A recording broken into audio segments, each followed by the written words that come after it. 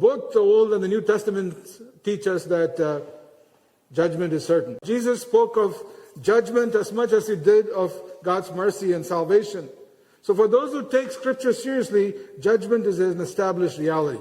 God, as one who is actively engaged in his creation to bring about his purposes, brings about his judgment even in the present. We ought to be careful, be circumspect in identifying any historical event as an act of God's judgment. God's final judgment is to be dreaded because it's retributive and punitive. God's holiness and justice require that sin be punished. God's righteousness requires that evil and its perpetrators ought to face judgment. And Scripture teaches that it's a terrifying thing to fall into the hands of the living God who is a consuming fire.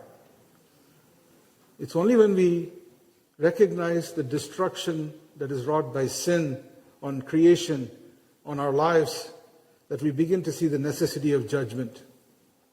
Without God's righteous judgment, the stench of evil remains and corrupts creation. If God's purpose for creation is to restore shalom, is to restore peace, then judgment is necessary.